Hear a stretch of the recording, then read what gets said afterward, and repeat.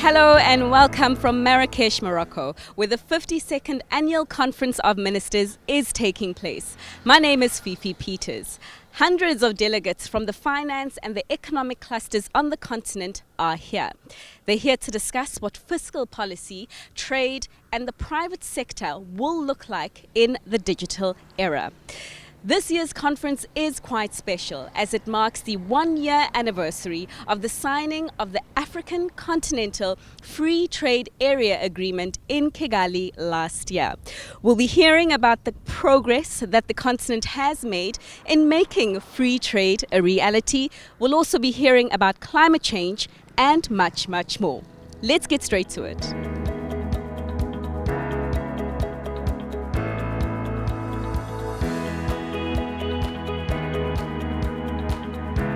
I think we have been successful to a certain extent in terms of advocacy, in terms of bringing to this forum and to the policy makers and decision makers of the continent the issue of as we are talking this year about fiscal policies and the need to mobilize domestic resources to support these two agendas.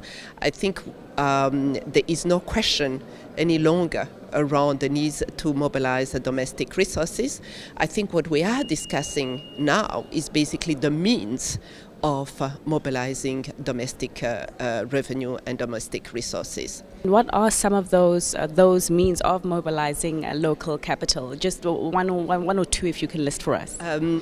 We are talking first about digital technology, which can basically address a number of loopholes in the management of fiscal policies, in revenue collection, revenue management, but also looking on the expense side without even increasing the tax base and so on and so forth. So that's already one means. The second means there is also the means of expanding the tax base. So these are already two concrete recommendations that are out there. We also need to realize that GDP growth and climate change, they are very much correlated. If you have a very bad situation of climate change, it will impact on the GDP growth, because what will actually happen is that instead of you raising resources to be able to input into the production areas, in the areas that actually have impactful changes on the continent, you actually divert those resources to climate change resolutions. So that's an issue.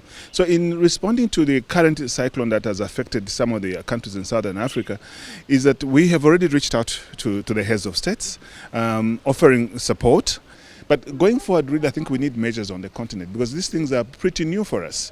We need measures which are long-lasting in terms of if we are hit again in the next in a couple of years, what do we do? So I think there will be need to rethink through looking at what kind of measures needs to be put in place going forward. That's really what we, and at this year will be there to provide this kind of support. And of course, we will need the governments to be at the forefront, because at the end of the day, they will have to own the policies, they have to own the strategies that ECA will be proposing to the countries. This is the anniversary of the signing of the Africa Continental Free Trade Area deal, this time last year in Kigali. Just your thoughts on how the continent has progressed in making the idea of free intra-Africa trade a reality. It's amazing, actually. It's amazing, because what is happening currently in Africa is about promoting inter-African trade. It's about promoting exchanging goods and services, opening borders, and the signing of the Common Free Trade Area Agreement that happened last March in Rwanda under the leadership of President Kagame really shows the political willingness, the commitment of African countries to work together and improve on the way they trade within themselves. So 52 countries have signed the agreement. Very interesting and increasing number of countries have deposited the instruments for the ratification, and we heard this morning that the parliament of the Ethiopian government has done so this morning. So I think we will get the required number for the ratification. Now the challenge is, how do we implement on the ground the CFTA in the 54 African countries? So for that, ECA is also doing an amazing work in terms of supporting member states to have national strategies to implement the free trade agreement. I want to believe that everybody who had any doubts about the commitment of the African countries about the CFTA, those doubts are no longer there, because this is the fastest agreement or treaty that has been ratified, or at least at the verge or cusp of realizing the total number of ratifications in Africa. So we are one country short as we speak now. And I think the biggest news today was the ratification of the CFTA by Ethiopia. Ethiopia is a big economy. It's a big market. It has a huge population. And so every other African country would want to reap benefits in Ethiopia. And I'm sure Ethiopia would also want to be ready to reap benefits in the rest of Africa. An interesting comment was made by one of the delegates in the session about the financing of the CFTA, about the importance of the ministers or the ministries of finance in rolling out this implementation strategy. Can you tell us a little bit more about perhaps what was meant in terms of where this money to put this deal on the ground will come from? That's actually a very good question. We have to go back to 2012. The African Union Summit, that made the decision about fast-tracking the CFTA. Also at the same time, talked about something called the Boosting Intra-African Trade Action Plan. This is an action plan that identifies what are those things that you need to do as a country, what are those things that Africa needs to do as a continent for it to ensure that once you get the Continental Free Trade Area Agreement, that you make the most of it. You need infrastructure.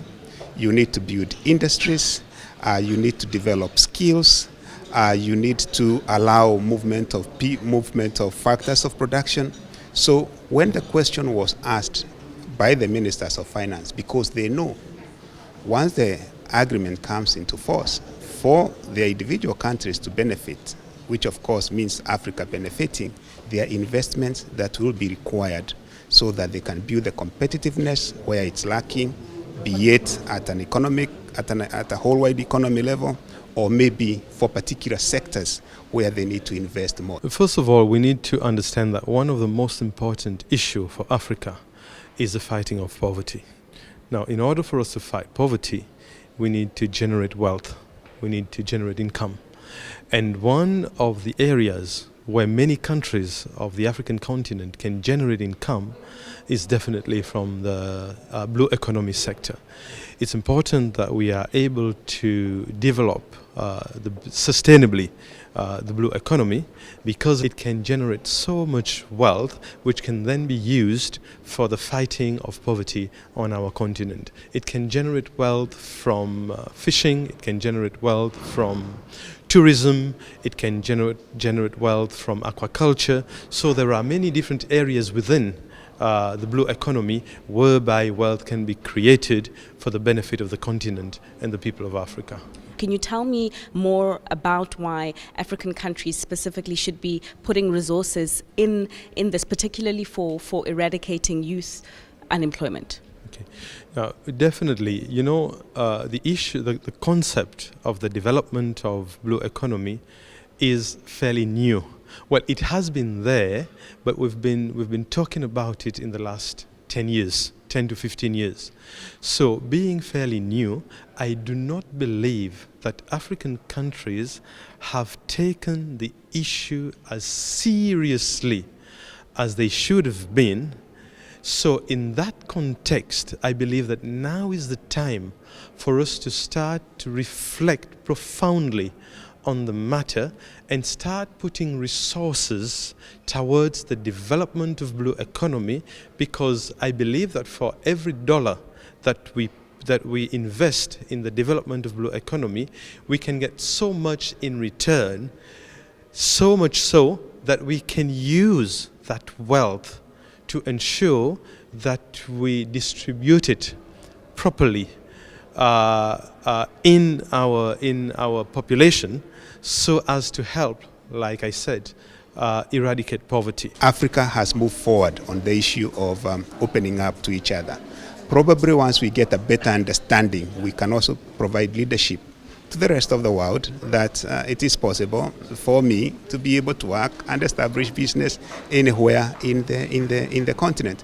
But we really need to understand what is it that is holding us back. And I think once we understand that, the kind of political action we have seen on the trade front is also possible to see it in the free movement. But let us not take it away that over the last 12 months, there are very many countries that have made it easier for Africans to arrive in another country's airport, get a visa upon arrival, be able to stay for more days than they would ever have done before. So there is actually progress.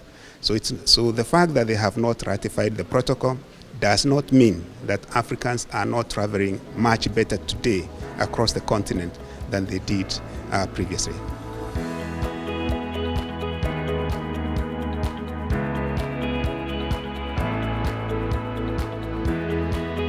How technology has helped you improve the logistics and organization and the running of this conference?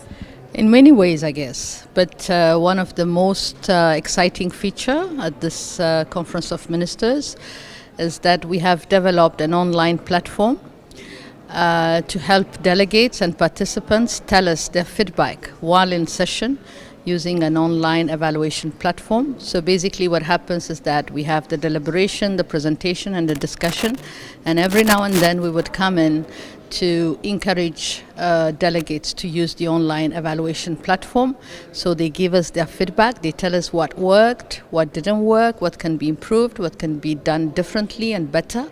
And the results of this opinion survey, a kind of a poll, is displayed live. So it's a way of engaging with the delegates, it's a way of ensuring ownership of the process, and it's also a very powerful tool for us to improve constantly on how we deliver on our intervention and how also we improve on our business processes.